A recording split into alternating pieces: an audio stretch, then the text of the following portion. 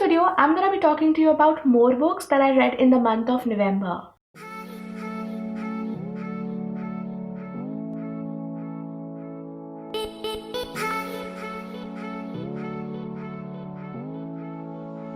Hey guys, I'm Sankalpata and you're watching Book Geeks India, which is a channel where I make book related videos. So guys, as you remember, I had done a video about my November reading wrapper part 1 in which I spoke to you about 5 books that I read in the month of November. Now this section is about the other 6 books that I also read in the month of November. The reason I'm doing this video into 2 parts is because if I had spoken about each of these books like I'm doing now, the video would have been too long and I did not want that. So basically, to cut short the video and make it like a feasible size, I'm gonna do it in 2 parts. And now because I have 6 books to talk to you about, let's begin.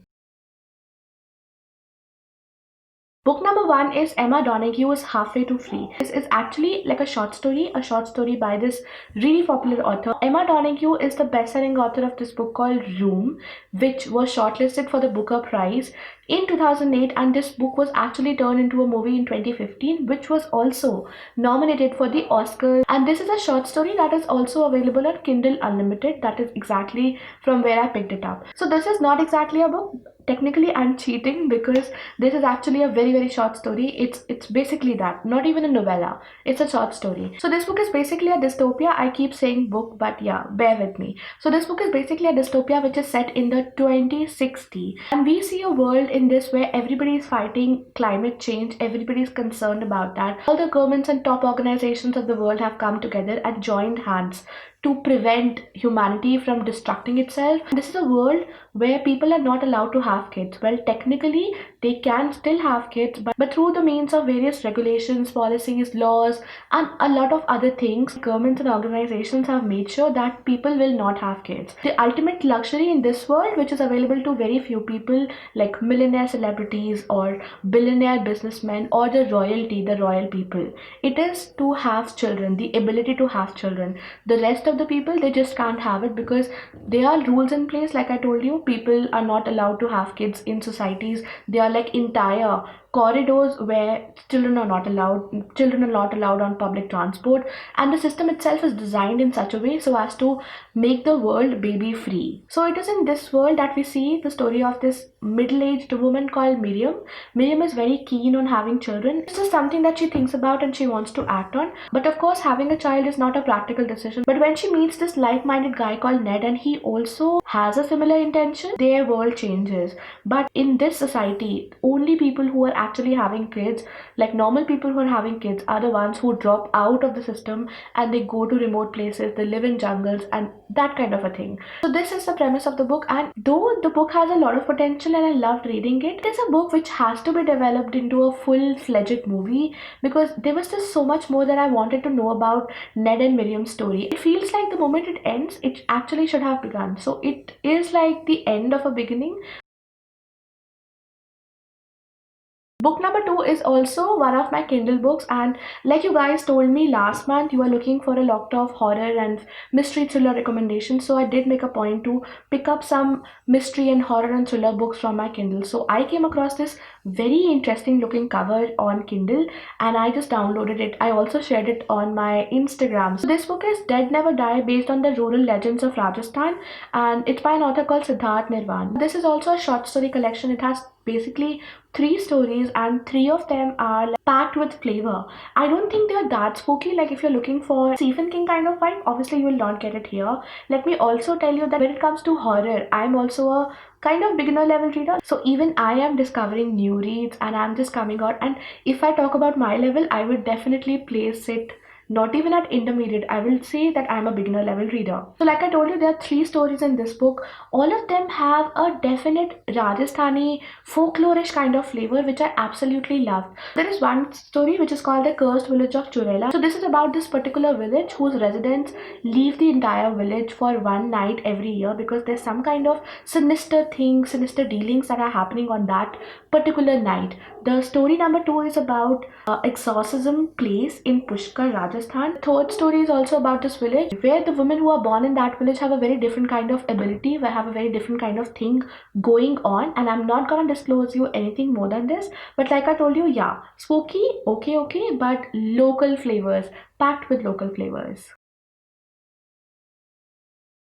Guys, the next book that I read is also a mystery, a horror mystery kind of book. And this book is also a very, very popular book when it comes to Goodreads. In Goodreads Popular Choice Award, this book actually ended up at being second position in the mystery category. And I don't know, I just forgot how many votes it got, but yeah, it got a lot of votes. So I also was seeing this book from a very long time. I had my eyes on it, and if you remember my November TBR, I had spoken about reading this book, and I'm just so glad that I actually picked up a book from my TBR and I read it. That makes me really happy. Not just this, I also read Mexican Gothic, so yeah, I'm very, very happy. This is a book which is about this young woman called Maggie Holt. So Maggie is now like 30 years old, somewhere close to that, but back when she was only 5 years old, her parents had bought this beautiful gigantic mansion, old mansion, kind of sinister looking mansion in the Vermont woods. So there was this place and they had purchased this mansion and they started living there. But when they started living there, a lot of things started happening, and spooky things and irritating things which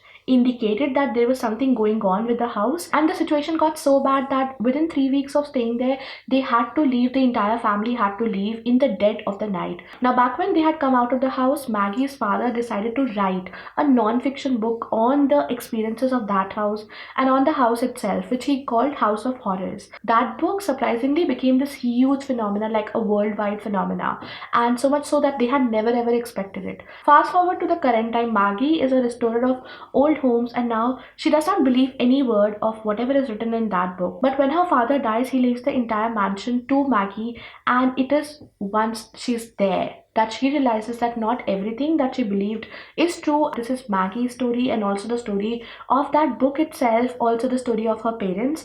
And I will tell you about it in a separate video, but yeah, let me tell you that I enjoyed this book and I have a lot to say about it. But yeah, if you're looking for mystery, thriller, come horror, then you can definitely go and check this book out. A quick reminder guys, if you're enjoying this video, do not forget to hit that like and also subscribe to my channel if you haven't already, and also do comment about anything that you want to ask me, or any suggestion that you have for me, or any book recommendation that you have for me and other people who are watching this video. The next book that I read is The Billionaire and the Monk by Vibhor Kumar Singh. This is a book which was sent to me by the author for review. This, as you can see, is a very, very short read. It's hardly 112 pages. So this is actually a self-help in the garb of a contemporary fiction. So this book tells us the story of these two guys, a billionaire and a monk, both of whom come from different backgrounds and different life experiences and different philosophies in life, and they come together for a very unlikely partnership, a very unlikely business venture, just to set up and run a hotel in Shangri-La, which is a village in Tibet. Now once they start on this venture, obviously they have to keep meeting with each other, and it is on one such meeting, one such occasion, that they decide to share their experiences from each other's life. So this book is like the best of these two worlds, the material world and the spiritual world. It gives you a lot of tips, a lot of suggestions to seek extraordinary happiness from ordinary things in life, and it is a book which has a lot of practical tips. That is what I like about it.